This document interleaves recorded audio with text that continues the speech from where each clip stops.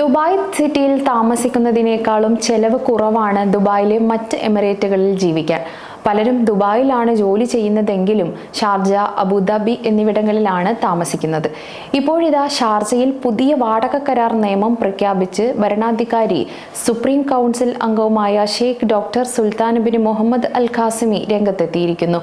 വാടക കരാർ നിലവിൽ വന്ന് 15 ദിവസത്തിനുള്ളിൽ ഇത് ബന്ധപ്പെട്ട ഏജൻസിയിൽ സ്വന്തം ചെലവിൽ രജിസ്റ്റർ ചെയ്യേണ്ടത് ഭൂ ഉടമയുടെ ഉത്തരവാദിത്തമാണ്. നിശ്ചിത കാലയളവിനുള്ളിൽ വാടക കരാർ അംഗീകരിക്കാൻ ഭൂവുടമ വിസമ്മതിക്കുകയാണെങ്കിൽ അത് അംഗീകരിക്കാൻ ഭൂവുടമയെ നിർബന്ധിക്കാൻ വാടകക്കാരൻ അടിയന്തര കാര്യങ്ങളുടെ ജഡ്ജിനോട് അഭ്യർത്ഥിക്കണമെന്ന് ഷാർജ സർക്കാർ മീഡിയ ഓഫീസ് അറിയിച്ചു. വാടക കരാർ മുനിസിപ്പാലിറ്റിയോ അവർ അധികാരപ്പെടുത്തിയ ഏജൻസികളോ സാക്ഷ്യപ്പെടുത്തിയിട്ടില്ലെങ്കിൽ ഈ നിയമത്തിന്റെ എക്സിക്യൂട്ടീവ് നിയന്ത്രണങ്ങൾ നിർണ്ണയിക്കുന്നത് പോലെ കുടിശ്ശികയിലുള്ള സർട്ടിഫിക്കേഷൻ ഫീസിന് പുറമെ കരാർ വൈകിയതിന്റെ പേരിൽ അഡ്മിനിസ്ട്രേറ്റീവ് പിഴയും ചുമത്തും. വാടക കരാർ സാക്ഷ്യപ്പെടുത്താനും നിശ്ചിത ഫീസും പിഴയും അടയ്ക്കാനും ഭൂവുടമയെ നിർബന്ധിക്കാൻ മുനിസിപ്പാലിറ്റി ജഡ്ജിയോട് അഭ്യർത്ഥിക്കാം. ഇനി നിയമമനുസരിച്ച് ഷാർജയിലെ എക്സിക്യൂട്ടീവ് കൗൺസിലിന്റെ തീരുമാനപ്രകാരം വാടക കരാറിന്റെ കക്ഷികൾ രേഖാമൂലം അല്ലെങ്കിൽ ഇലക്ട്രോണിക്കായോ വാടക കരാറിൽ ഒപ്പുവെക്കണം.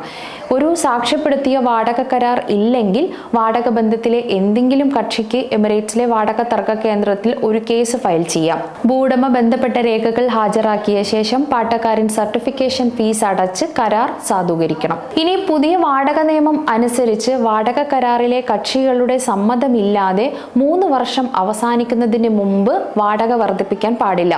3 വർഷം അവസാനിപ്പിക്കുന്നതിന് മുമ്പ് വാടകക്കാരൻ വാടകയിൽ വർധനവ് അംഗീകരിക്കുകയാണെങ്കിൽ വർധന വരുത്തിയ തീയതി മുതൽ 2 വർഷം കഴിയുന്നതുവരെ വാടക വീണ്ടും വർദ്ധിപ്പിക്കാൻ പാടില്ല. ഇനി ഭൂ ഉടമയ്ക്കും വാടകക്കാരനുമുള്ള ഉത്തരവാദിത്തങ്ങൾ എന്തെല്ലാമെന്ന് നോക്കാം. ആദ്യം ഭൂ ഉടമയുടെ ഉത്തരവാദിത്തങ്ങൾ.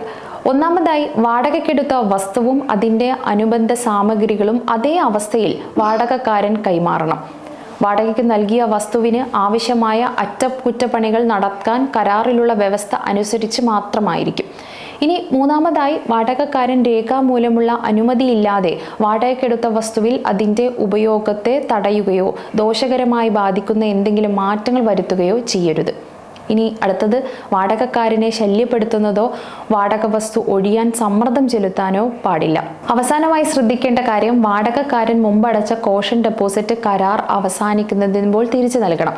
അതായത് വാടകയ്ക്ക് എടുത്ത വസ്തുവിൽ നാശനഷ്ടങ്ങൾ സംഭവിച്ചിട്ടുണ്ടെങ്കിൽ അവയിൽ കുറവ് വരുത്തി തിരിച്ചു നൽകിയാൽ മതിയാകും. ഇനി വാടകക്കാരൻ്റെ ഉത്തരവാദിത്തങ്ങൾ എന്തെല്ലാമെന്ന് നോക്കാം.